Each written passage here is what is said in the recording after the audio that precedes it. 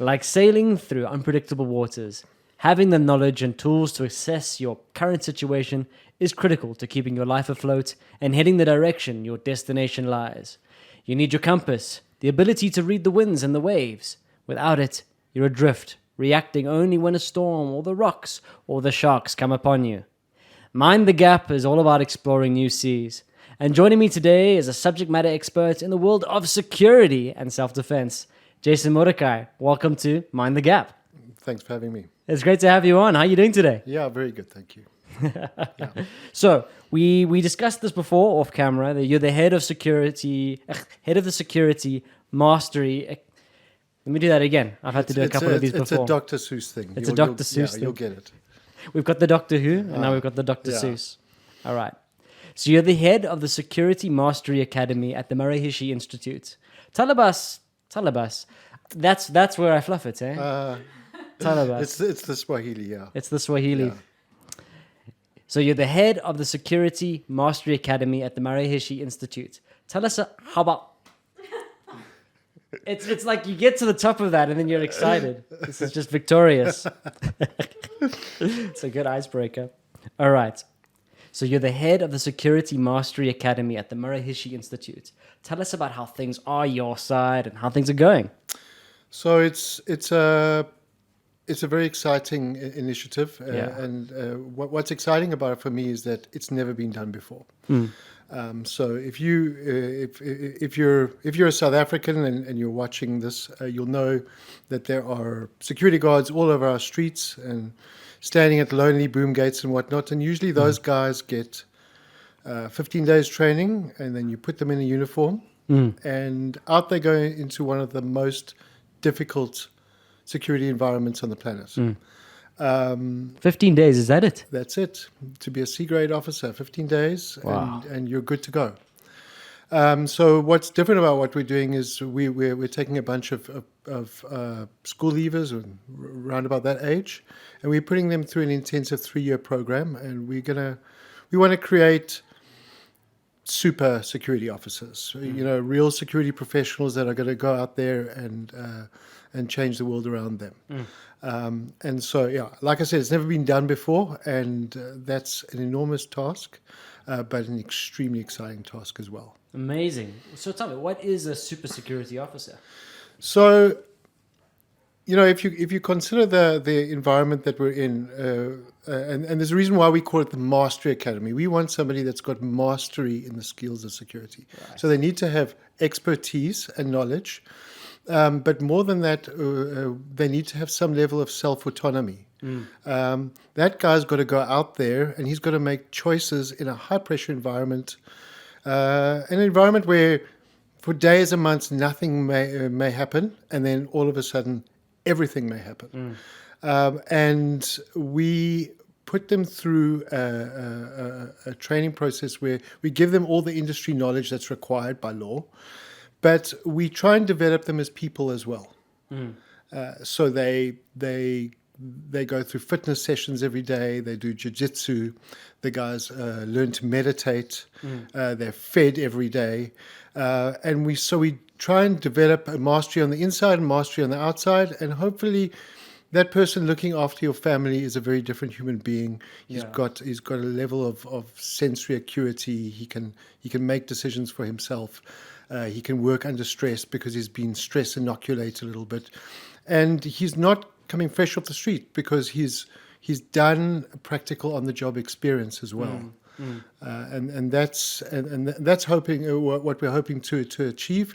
We'll also have specialist levels, people that will become tactical officers. We have a relationship with CAP Security.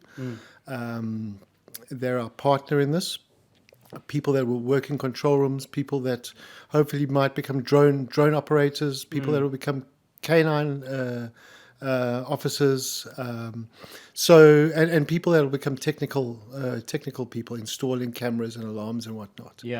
So it's the full spectrum of what is in the security industry, in one of the most vibrant security industries in the world. It's a very complete solution to something where I suppose any chink in the armor can be exploited. and You know? and is exploited. Yeah. In the same way as we're trying to create great security officers, criminals are evolving continuously in South Africa, and they're becoming more and more sophisticated. So it's not good enough to give them the training, people training that they were receiving 10 years ago, when the criminal world has evolved. They've also got WhatsApp. Yeah. They've also got scanners and jammers. They've got, syndicated crime is a real thing, and the guys are becoming more and more equipped. How have you seen our security needs change over the last 10 years? So, I mean, COVID was obviously an interesting test. It changed things, but so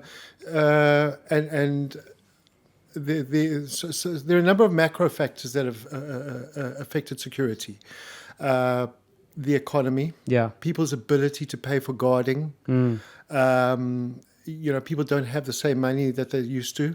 At the same time, the rise of tech, which is becoming more and more accessible to people. People are doing a lot more DIY stuff than they used to do. Yeah, sure. So we're seeing that, and then we're seeing new kinds of crime that have evolved. For years, express kidnapping was something that was predominant in South America, Yeah. and now it's become a real threat in South Africa. So we see businessmen kidnapped. We've seen instances of Held for ransom. held for ransom. Yeah, Yeah. absolutely. And that it was a minor threat. It's become a much more significant threat. So that kind of crime has changed. And then of course there's other new kinds of crime which are very real. Cyber crime is very real. So there's no question that crime and security are kind of always in some kind of an arms race. Yeah, yeah. And the one feeds off the other. Exactly. I mean, if crime is something that is not always seen, it's sometimes seen, it's sometimes not seen. Security is something that's seen and Yes. sometimes unseen. Yes, But I suppose that's why they call it a security presence. It's felt. yes, Now, we as South Africans, we walk around. It's very quick for us to notice when you're in an environment that feels safe, and you immediately notice when you're in an environment that's unsafe. You feel it. yeah. Why is that? Well, that's the easy answer to the question. So the point is that we're good at spotting the anomalies. The problem is that very often people meet crime when they feel safe. That's the problem. So it's in the home, it's in the garden, it's in the driveway, it's in the places which are supposed to be our sanctuary. So the unsafe parts are South Africans are very streetwise. They know, that's the good part of town. Stay away. That's the bad side. Yeah, yeah. Oh, this is the parking lot. We need to be a bit more careful. But so often crime happens in spaces where we feel safe, and the result of that is that we're taken by surprise, we're ambushed. When people are unable to anticipate things, it becomes, the level of trauma is much higher than when people are able to, this is about to happen, I need to brace myself. Yeah. When it's totally unexpected and the gun is suddenly at your head, Sure. it's much more frightening. And that happens because people are not engaged in the environment. They're not aware. It happens because criminals are acting and we're reacting. They've got the benefit of choosing the time and the place. Yeah. And we don't have the benefit of knowing that. Yeah. So, and on the other side, you don't want to live a life that's entirely paranoid. Because that diminishes your quality of life. Yeah. If there's criminals under every skirting board, Absolutely.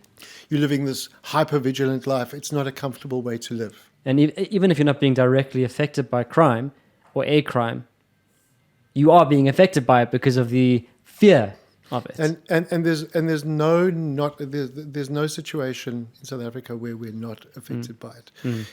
It is predominant in all walks of society, from the richest of the rich to the poorest of the poor. It's happening, and if it hasn't happened to us, we feel it vicariously. We know somebody else that's been affected by Absolutely, crime, yeah. So it's always this it's this like little operating system that's always in the back of our mind, a very subtle form of trauma, perhaps that pervades our society. Yeah. So I suppose critical to what you mentioned earlier, just about the awareness that we need. It's situational awareness. Am I correct? Is that the Yes. term for it? Yeah. Explain that. So, situational awareness, there are three components to it. Right. The first is the use of the sensory system we perceive, Okay. which happens through our five senses.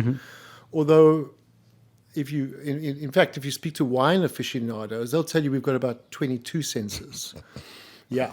So we've got all these other subtle little senses, different. Yeah. There's different flavors. There's the sense of space, proprioception. There's all these other little. Right. So we have the sensory system that's engaging with the world all the time. Yeah. And then we have comprehension. So the sensory data comes into to us, and we comprehend what have we seen, smelled, touched, felt, whatever tasted, whatever. We comprehend it. And then out of that, we're able to make small predictions of the short term. So if I can just turn that into an example, I'm driving down the road. I'm coming to an intersection with a traffic light. I can see the cars. I can hear hooters. I can hear tires. I can hear brakes. I can hear other engines. And I can see there's a car coming down the road. It's green for me. It's red for the other guy. But he's coming a little bit fast. Yeah. So I've sensed him. I'm comprehending. Oh, hold on. There's a good chance that this guy's going to jump the traffic light. And I make a prediction. And this is happening in and that's situational awareness at work. And we do this without thinking. It's like we make that prediction and we act on it. And that's kind of what situational awareness does. But the problem is that quite often we're not engaged in the present. Yeah. It's always very reactionary. So something happens and then exactly, or you're looking ahead. Yes, which by the way, I think featured in your intro. You were Yeah. talking about reacting. Good. So I wasn't too far off the track No, there. we're keeping that one. It was great. Ah, there we go. Yeah. So it's not only about reacting. It's about the fact that we're not engaged. The principle of attention. We're not attending to. So we might be getting the sensory signals, Right. but we're not. The comprehension is not happening. Yeah. And motorists most motorists would have had this experience where they're driving and they kind of, oh, how did I get here? Oh, yeah. There's those, the attentive mind was not functioning Oh, at yeah. that All the point. time. Yeah. I mean, I'm a vehicular menace when it comes to that. Right. So on the flip side, you've got a bunch of guys that they want something from you. They know they're going to break the law to do it. And they're very attentive. And their situational awareness is working. It's a predatory mindset. It's a predatory mindset. Wound into us almost on a fundamental level to be going, cool, that's the target. That's it. How do I achieve that? Adrenaline is already pumping. All the stuff that switches them on, the fight or flight system, is working for them. And we're kind of in la la land Yeah. at that point. So how do we practice comprehension? What are the skills that we need to work on from an understanding level, from a practical level? So it's a good question, and I don't know if it's a skill as much as a mindset. All right. What I would say is it's about where is your mind at that point. Yeah. And because the human mind has got this capacity to flip into the past, the present, the future, and it does it all the time. Yeah. It's like we are continuously in that this temporal. We have this temporal landscape that jumps forward and back all the time. We're supposed to do that, and it's very, very exhausting to be in the present. So what I would say is there are critical times where we need to be in the present. Yeah. So these are times when we are arriving somewhere, for example. There are times when we're leaving somewhere, times when we're in between places. Those are times when we've really got to disengage from the mental world and engage in the physical world. And simply by doing that, comprehension will happen. No mental work is required. It's simply because we're engaging with the real world at that present time. And doing an in the moment risk analysis, looking at where you are, Yeah, what could possibly be around. yeah, Now, in my mind, that's all visual. yes, Now, you mentioned all the other senses that come to yeah. that. Now, beyond things like, hearing what's going on or seeing what's going on, is there an element of our senses, the information that we're getting, that could be digital? So a step further, something that we're looking at from an analysis point of view. Let me take one step back and then we'll take one step forward. Great, Okay, love it. so, all right. So what we're looking for, and you mentioned sound, Yeah. okay, is a pattern interrupt. We've got a baseline of what is normal in the world. Things look in a particular way. They sound. There's a particular sound. There's a smell. That's the world that we perceive. We've been trained since we were children as normal. Right. And then all of a sudden, that normality is interrupted by something. And that's the time to engage. Yeah. So let's talk an example of sound. Mom's in the kitchen. There's chaos in the sitting room, noisy kids arguing. She's cooking. And then all of a sudden, dead quiet. It's a pattern interrupt. What are they up to? Someone's up to something. Someone's up to something. Yes. Yes. Situational awareness switches on. I better go. Now that's my call to action. Okay. So often why we are caught out is because we don't follow that call to action. So from now to step forward, you're talking from a digital perspective. We use extensions of our situational awareness all the time. Yeah. We have alarm systems that sense heat. We have cameras that now, especially now through AI, can read and interpret things and send us data and warn us of these things. Yeah. And it's a question of, from the digital perspective, the problem is there's just too much, and that in its own way, we kind of switch. It makes us we become desensitized to it because there's too much data. You think of the average person's phone and the volume of WhatsApp messages running through that. You just can't possibly engage with that volume of data all the time. Yeah. But there's got to be certain markers and certain things that say, okay, this is not a priority. When I hear or see that, I must engage with it. Yeah. And that's where a digital tool could be incredibly powerful. Now, I can imagine after this point, something's happened, you detected something happening, you go into either an aggressive mode or a defense mode. What happens there? What is the next thing that you do? So, okay, so all right. So you've identified two very well-honed physiological responses: fight or flight. Right. Okay, but there are more than those physiological responses. So in the realms of like trauma, they'll tell you there's fight, flight, there's freeze, and there's fawn, which is almost like a submissive physiological response.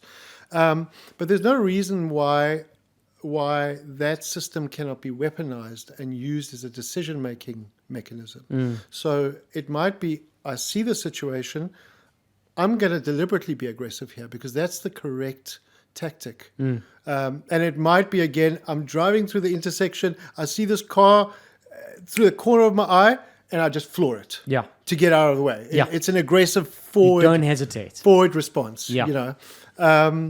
Or it might be a slam on brakes, a defensive state, or or there might be situations where you might want to absolutely just stop and evaluate and be patient. See, hold on, what's going on here? Yeah. It's kind of like a freeze response. So those physiological responses can become decision-making points as well. It's not so easy to do that under crisis. No. That's something that I can imagine be hard to practice as well. That's why special police and army units are so good at what they do, because they are trained to have some kind of level of cognition running while under fire, while the rest of us kind of go into this primitive state and try and survive. But it can be practiced, and it can be I'm sure each person listening can think of times when they've done that instinctually. Right. And it's worthwhile analyzing and think, oh, well, I did this. Oh, that's how I got through this. Could I use this again in another circumstance? Absolutely. So how can we assess risks at home and improve security? Okay, so again, difficult, but maybe not so difficult. Yeah. I would start by employing what they call the adversarial mindset, which is let's look at the home through the eyes of a criminal. Yeah. And if you just can't do that, then get somebody else to do that. Take a walk to the house with another person that maybe is not emotionally invested in the property, and kind of say, okay, let's look at the vulnerabilities here. If I was gonna break in here, or if I was gonna attack this family, what would be my point of entry? Yeah. How would I do this? And then once you've started to, and there might be other ways to do that. So that you might be able to collect data of how other attacks in the region have happened, and say, could that have happened to my home? Right. So they came. I've got this great wall. I've got a great gate and electric fence, but there's not too much on the side. Oh, maybe they could jump into the neighbors and get into my property that way. They did that down the road. Oh, okay, that's the lesson learned. So where do I need to apply? So we can collect data, or we can really use that mindset to start looking for key vulnerabilities. Right. And then it's unfortunately there's a relationship between budget and security. Absolutely. So it's a case of saying, well, what am I able to spend to make a difference? And that's a great place to start. Like, what is your first line of defense? What's the first thing that you look at as someone? Let's say I've just bought a house. Yeah. I want to look at making sure it's safe for my family when we move in there. Yes. Now, I can't just go and make sure all the bells and whistles are in day one. There's obviously got to be some type of prioritization Yes. to the security needs of a place. Absolutely. So often the perimeters can be one of the most expensive parts to secure, because, again, the relationship of budget and security, but how much space do you need to protect as well? It's the larger surface area in relation exactly. to the property. So it might cost, but you want to. People in security always talk about these layers, right? So that's a great layer to start. But I mean, if you jump onto an AI and you ask it, what's the most common, what's the primary point of access for burglaries worldwide? It'll probably tell you 90% are through the front door of the home. Yeah. So you can access some data, and then you can look at that front door and say, well, maybe I can't afford to secure this. Is that as in a forced entry, or is that a case of like leaving the door unlocked? Forced entry. Okay. Forced entry. I can't secure this whole perimeter. It's out of the budget, but could I put an extra bolt on this door? Right. With some extra long screws to really make that bolt secure. Is that in my budget? Oh yeah, okay, that's it. I've just bought this house. I'm out of cash flow at the moment. Maybe that's the smallest thing that's going to have the biggest impact. I can look at those things, and I do like to, no matter how small, have a budget, because it's kind of it's a commitment by doing that. It's a psychological. Okay, I'm committing. I'm going to put some money aside to do that. So that's the approach I would take. And then the other thing that you definitely must do, and it's not going to cost you anything, is start to look at some security protocols within the family. So what are the security rules in this family? When do we leave doors open? When do we lock doors? Who checks that the doors are locked? If there's a strange sound, how are we going to deal with it? Can we have a security company? When is the right time to call the security company?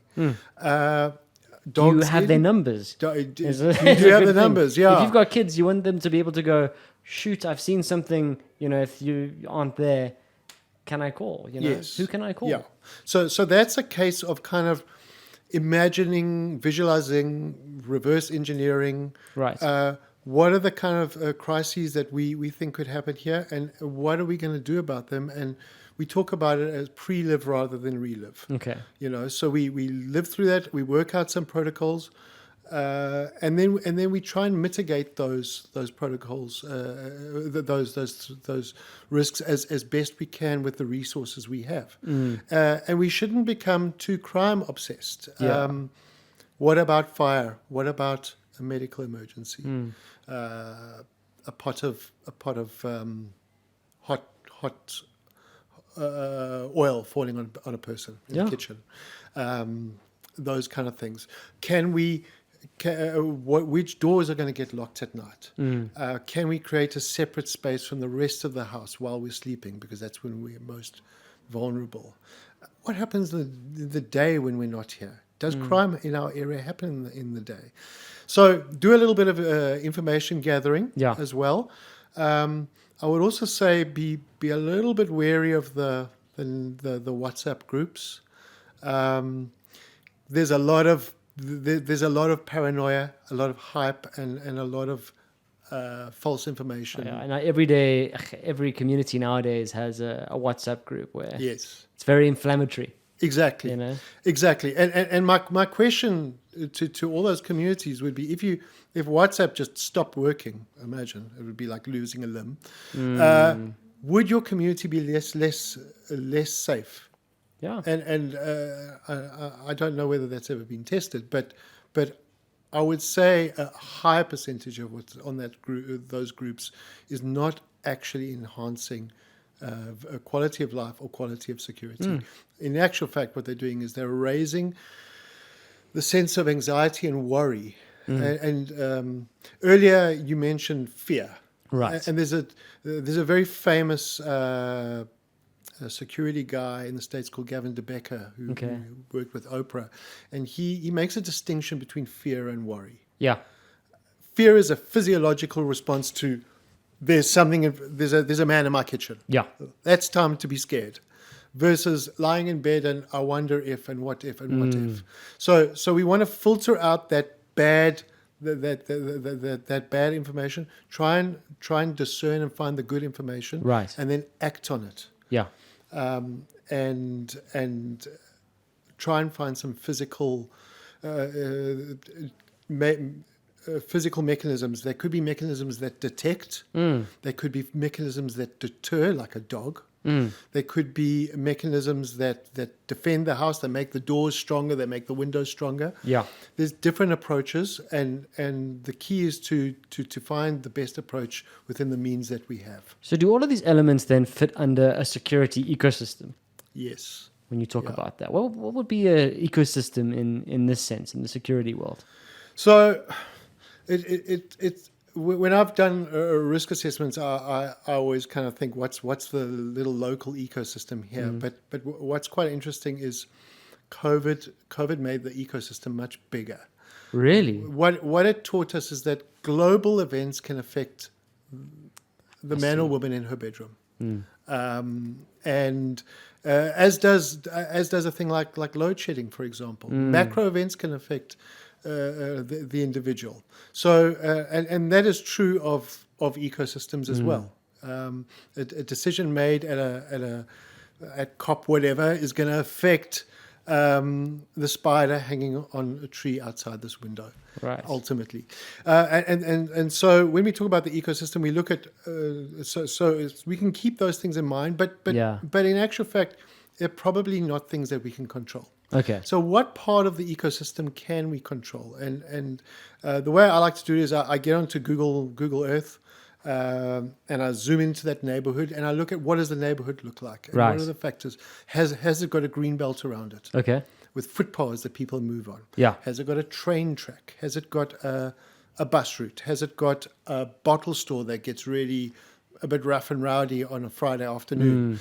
So we can look at those kind of factors that start to affect the neighborhood. And I can zoom in. What about my street? Yeah.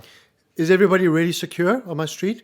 Perhaps there's one house that was somebody was building and they ran out of money and it's just kind of a shell. Yeah. And that's now a passage into the street. It's compromised the security of the whole street. Right. And then we can start to look at the home as itself, and what happens in the ecosystem of the home. And I spoke about protocols, habits that people have. A classic one is the dog needs to go out at 3:00 in the morning. Yeah. How am I going to deal with that? And it just comes to mind because I remembered a case where there were 3 guys in the garden when the lady opened the door. Sure. So what's the lighting like? What does the neighborhood sound like at different times of the night? What does it sound like in different times of the day? Perhaps during the day everybody's at work, and that's a great time to target homes. So what's the daytime ecology of that place like? Right. And the same that can be applied to an office or a business. I was thinking that. I was thinking that form of thinking must be applied and scaled up for a business or an organization, Yes. and probably inverted from a day-night cycle to a night-day one, where nighttime is probably your more quieter times. People aren't at work or in the office. What systems are in place to secure it? And because at the end of the day we're mammals, we feel less confident at night. But that doesn't necessarily mean that night is the most dangerous time. There's a volume of significant daytime crime that happens right under your nose, especially in the city. The rural areas tend to be more night orientated, but in the city, so we tend to drop our guard a bit. Yeah. Because we feel comfortable, we can see, but that's often not the time where opportunity presents itself. Or let's say night is the time I've got my alarm on, my doors are locked. It's hard to get in there. Yeah. Not so hard if I can catch you while you're driving in from the shops. Absolutely. Stuck in traffic or yes. So we need to reevaluate those times and decide which times are the times I need, again, to come back to the situation we're in this discussion, which times am I going to be a little bit more focused and switched on. So now we focus quite a bit on the home. Tell us a bit about the work you've been doing in the cities. So do you want to talk about cities or businesnes?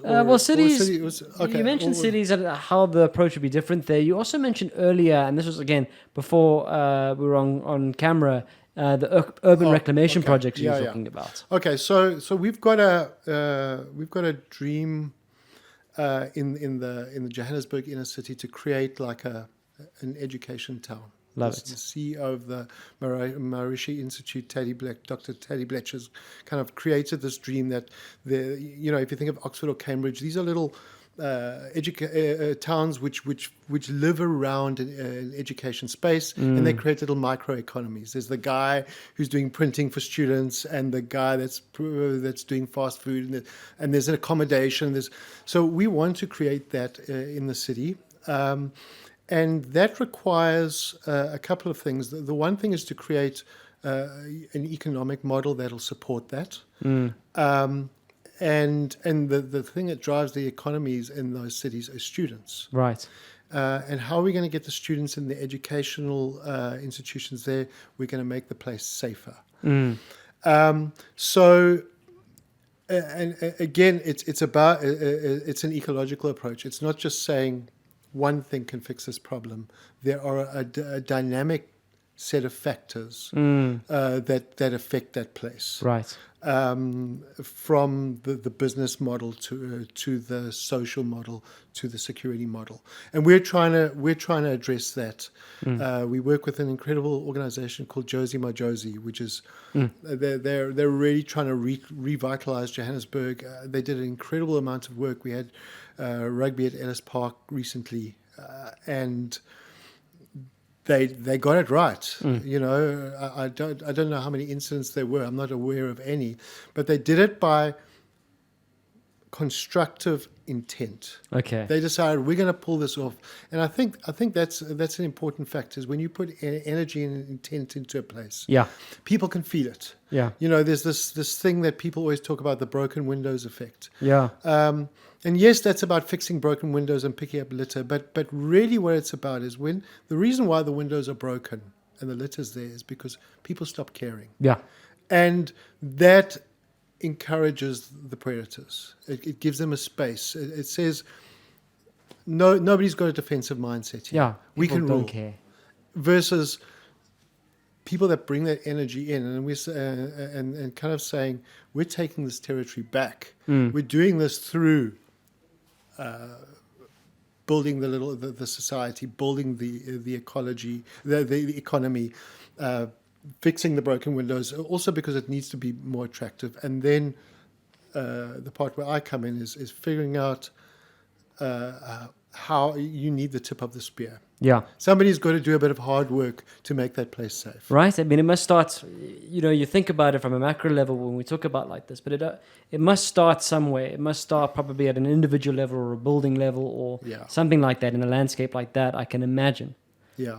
But I think to me the most important thing that's happened is intent. Right. People. There's an energy and a drive. People want this thing to happen. I like what you mentioned, the term constructive intent. Yeah. Like it's and there's no reason why it can't be done, because there are other examples of this around the world. It's a possible thing, and there are amazing structures in the city that should be serving and housing people rather than the other option is urban sprawl. Right. We run away from it, and we just build and occupy more and more space. It doesn't solve the problem. What it does is it creates this kind of hornet's nest that's left behind. And there are some very difficult parts of the city to manage. There's invaded buildings. There's a huge drug problem in the youth in the inner city. Nyaupe has ravaged kids there, and those are not things that are going to be fixed overnight. And that's on a social level. I mean, that's quite massive. Yeah. Yeah, but on the other hand, it's possible to say, if you kind of work, I think it was Stephen Covey that had this model where you had these circles of influence, or you had a circle that there's things that I can directly control. Right. There's things that I can influence, that are things that are not in my control. Yeah. And it's possible, and I feel what we're doing is we're taking the places where we can control or influence, and we're putting energy in there, and kind of then marking that down as this is now our territory. We're taking this back. And we're going to create social change out of it. That's an amazing vision. That's an incredible vision. I think a lot of South Africans are hungry for that kind of thing, that kind of change. I mean, Johannesburg as a city center, it's certainly always been vibrant, but the look of it, the safety of it has changed. It's at some points peaked, at some points dipped, it's peaked again. It changes. It's a very dynamic landscape. Indeed. Now, how do we make security long lasting? What kind of approach could we take to be future minded? Yeah. So there's a couple of things, and this is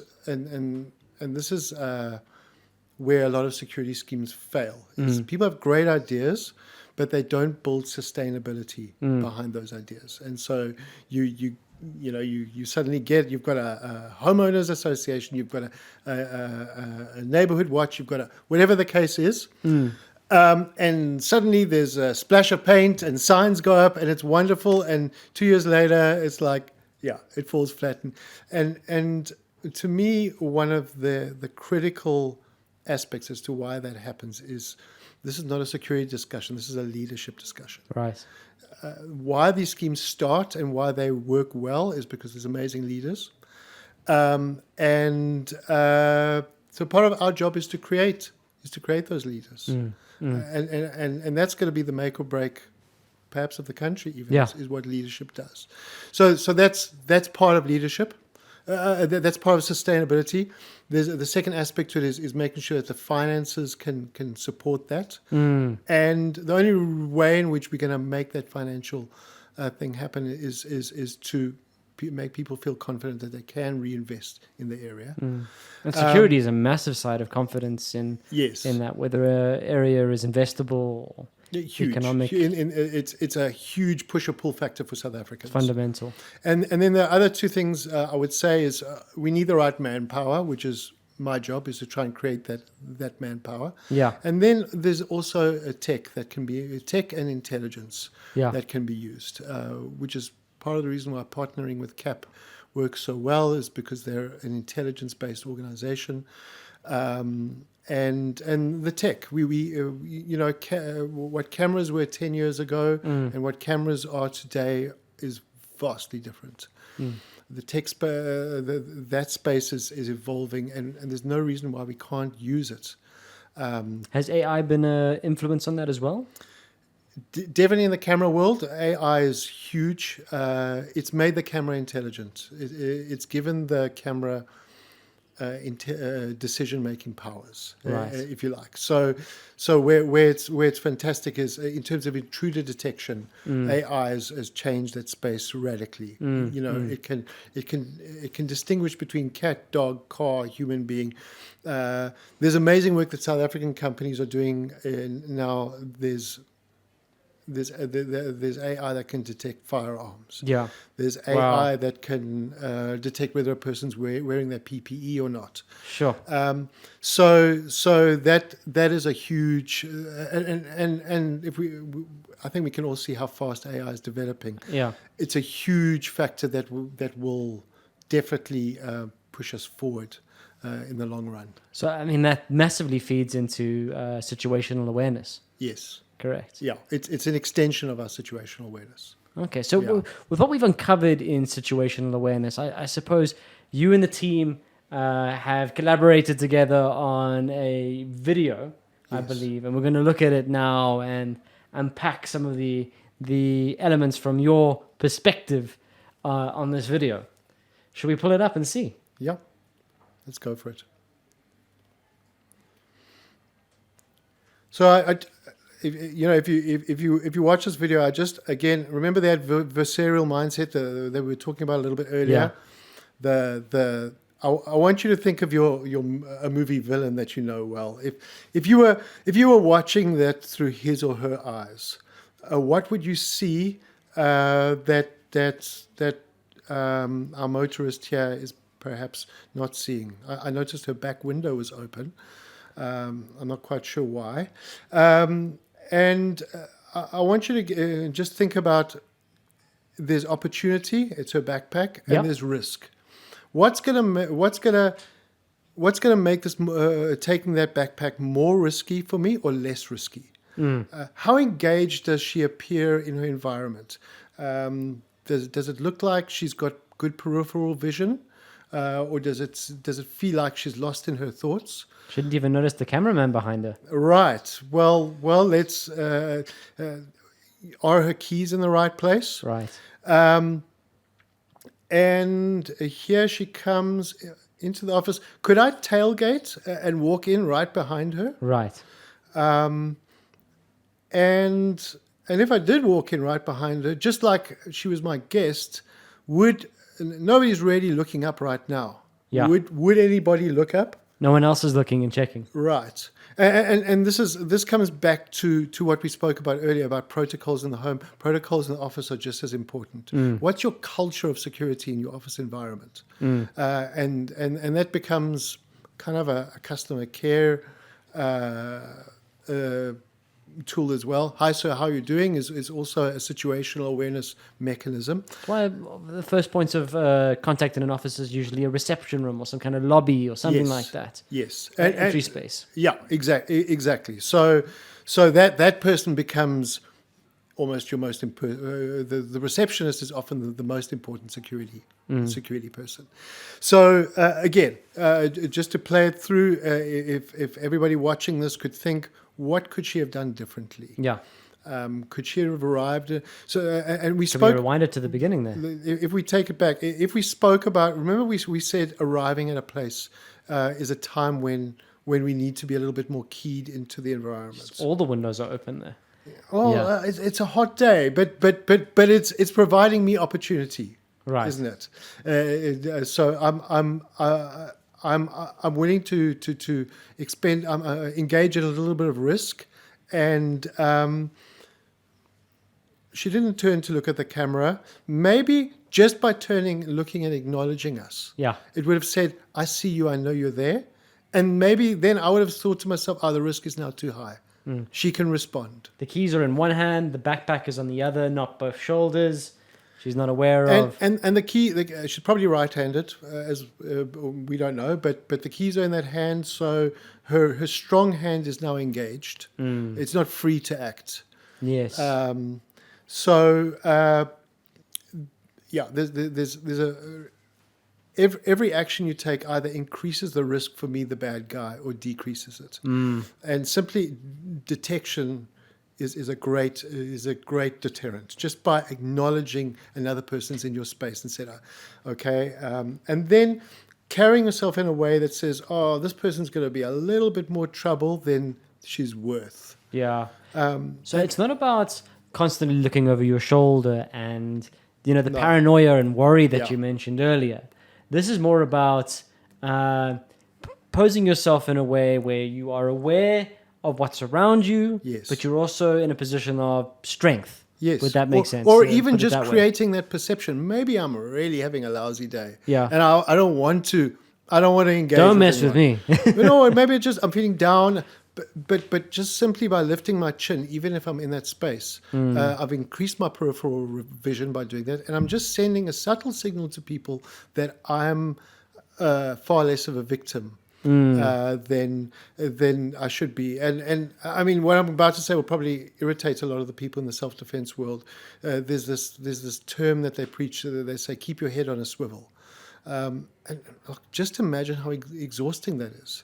Yeah, Absolutely. It's just it's robbing me of my quality of life. So I want to be safe, but I want to have a quality of life. So I just want to create a perception that I'm engaged, and if I can be, I want to be engaged. And by doing that, I get to my office.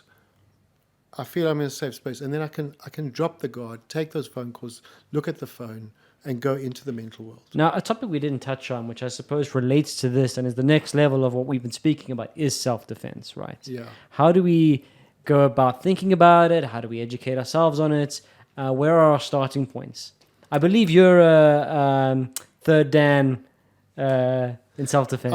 I got a second Dan in Taekwondo, and what got me into the world that I'm in is once upon a time I found myself lying on my stomach with my hands tied behind my back with that black belt while my house was being ransacked. And when that happens, it's a sign that you're obviously doing the wrong thing. And what was the thing that was missing? It was situational awareness. There were subtle signs that something was wrong on that property. So I would say, sure, that situational awareness is self-defense. And if you're, again, I'm going to upset some of the people in the industry. If you're going to a self-defense class and you're not being taught situational awareness, you're not being taught self-defense, in my opinion. So that's because that's the preventative stuff. It becomes a blinding confidence, doesn't it? Yes. You're working on all the strength and reaction and everything for a dangerous situation that you are walking into intentionally. Yeah. But the surprise element's not there, and the more you build up that confidence, the bigger the blind spot becomes. And the less effective you are, you become. If you're reacting, you've been ambushed and you're reacting. Your capacity to actually successfully pull off whatever it is you've learned is utterly diminished. So whether you're in if there's no situational awareness, you might be doing a great combat sport, martial art, or a traditional martial art. That's what you're doing. Yeah. And I don't know if that'll make you a lot safer. But if we've got the ability to perceive, comprehend, make decisions, it's a different story. Yeah. So and then the other thing is, it's one thing to have that black belt. You need to have I would rather not have the black belt. It's more like the quality of total quality, the concept of total quality management. Rather than have a 10 out of 10 self-defense qualification, I'd rather have a 6 or a 7 out of 10 self-defense course. But then I'd also like to have a 10 out of 10 front door. Right. A 10 out of 10 first aid kit in the kitchen with a burn shield in it. And that's where the security ecosystem comes in. It extends far more beyond what you just think as a surface level. And then we're talking self-defense. Right. We're talking defense of the self. I don't like the concept of self-defense because we live in families. It's not just about me. There's people there's selfless defense. There's the concept that I might have to put myself in the line for others. Yeah. So I want to build up that ecosystem. Teach the kids a couple of protocols as well. If I'm in the shops and there's gunshots, what should they do? I want to do those things, not because I want to increase fear and paranoia, because I want to empower my family. And then once I've done that, I need to step back and say, okay, I've done what I can. Now I need to live my life. I'm prepared. And I might need to adjust. I might need to make adjustments to my preparation as the situation, as society changes, as threats. Yes, I'll make adjustments. But I want to live an enriched and confident and comfortable life, and not a fearful life. No, I think we've quite successfully avoided the topic of immediately leaping from self-defense to arming yourself. Living in South Africa, that's usually the first point that people think of is a firearm in the house and everything like that. But the other levels of security risks that probably extends to is a whole other debate. It's a whole other subject, I'm sure. But and I'm not opposed to the idea. Yes. But I'm saying again, what about all the other factors? Absolutely, and that's what we want to cover. And the mindset stuff. If I've got all that stuff right, Yeah. then a firearm might be a great tool if it's appropriate to me, and I'm willing to invest in the time and the training. You've got to think of everything else that fits into that picture, and that is Yes. just a piece. Yes. No pun intended. Exactly. That's a great pun. That was a great I pun, love hey? it. No one else caught that in the room. No. It's great. I thought that was awesome. Look, I'm a sucker for puns. There we go. So thank you. That's why we are having a fantastic discussion here.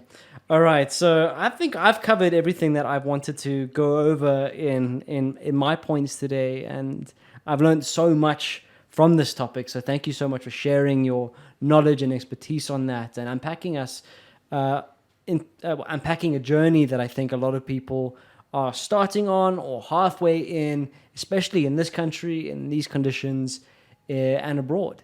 For our businesses, for our households, it's an important discussion to continually have. Yeah. And that situational awareness thing is probably the most important thing for us to start educating ourselves on, and as you say, embrace, because it's not just something a skill that you can practice, as we've now made clear. It's did you say an attitude, I think? Yeah, it's an attribute. It's an attitude. Mindset. It's a mindset. And by the way, don't take situational awareness as just a crime thing. It might be discovering a new flower in your garden.